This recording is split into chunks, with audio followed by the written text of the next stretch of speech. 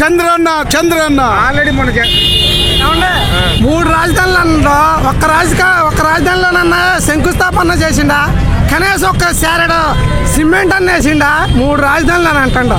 వీళ్ళకి జనానికి బటన్ నొక్కితే బటన్, దేనికంటే బటన్. రోడ్లు చూడండి ఎట్టండి, దారుణంగా ఉన్నాయండి రోడ్లు. మాట్లాడితే బటన్. ఎందుకు బటన్? మేము పని చేసుకొని బతుకుతున్నాం, శుభ్రంగానే ఉంటున్నాం. మేము పని చేసుకుంటున్నాం, చేతులు కాళ్ళు అన్నీ బాగానే ఉన్నాయి. దేనికి డబ్బులు? రోడ్లు చేయాలా? ఇసుక రేట్లు బేబత్సంగా, సిమెంట్ రేట్లు, సువ్వ రేట్లు ఎంత పెరిగినాయండి. రోడ్లు ఏమన్నా ఉండయా?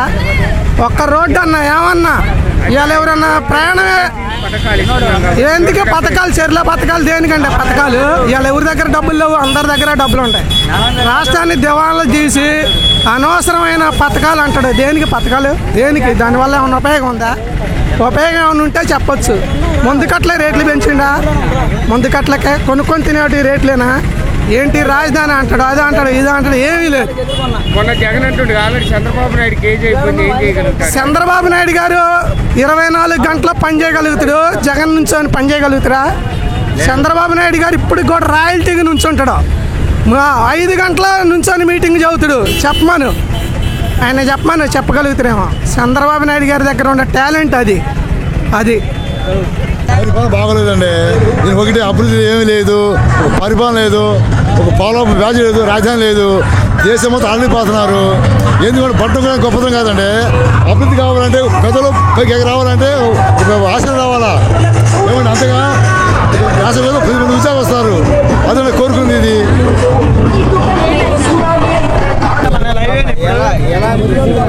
బాగుందండి.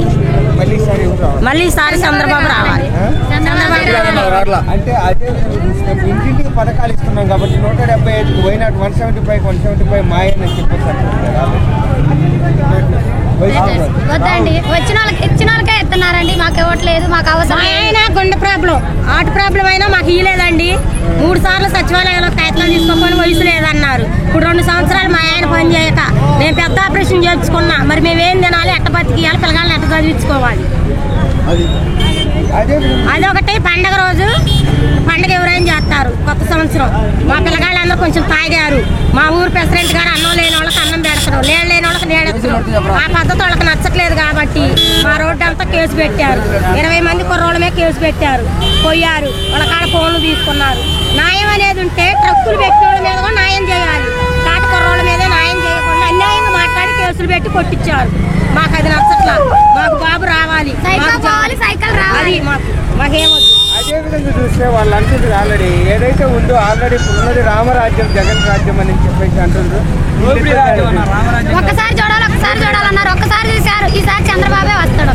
అది అంటే ఆల్రెడీ రోజా గారు కూడా అంటున్నారు. ఇలాంటి ఎంతమంది వచ్చినా రోజా గారు బుడబొక్కలోళ్ళని చేత వేసి పెట్టించుకుంది. రోజా గారు చేసిన న్యాయం ఏంది? మూడు పిల్లలు తగువాడుకుని చేసుకుని మీ దోక బుడబొక్కలు కూడా అన్నదంట. ఆ బుడబొక్కలో 4 కలిసి వచ్చి కేసు పెట్టారు. ఆమెకే లేదు దారి. మాకేమో న్యాయం చెప్పిద్ది. ఇక సినిమాలు తీసుకోమనండి, సరిపోతాయి.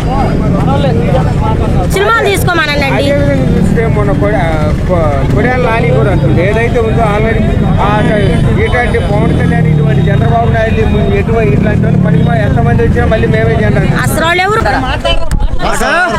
జగన్మోహన్ గెలిచారు. ఏం చేశారంటే పరిపాలన విధానం లేదు. పట్నం అంటే అమ్మఒడి అయ్యఒడి ఎస్తున్నారు. కట్టదు ఏముంది? ఏ పరిపాలన? అమ్మఒడి వేస్తున్నారు, కడుపు పెట్టుకున్నారు. కాశ్మీర్ కట్టాలా? లేదు కదా. అదే మరి అన్ని పరిపాలన ఇవాళ ఏంటంటే అభివృద్ధి ఉందా? ఒక క్యాలరీ వచ్చిందా? లేకపోతే ఒక జాబ్ ఇచ్చిందా?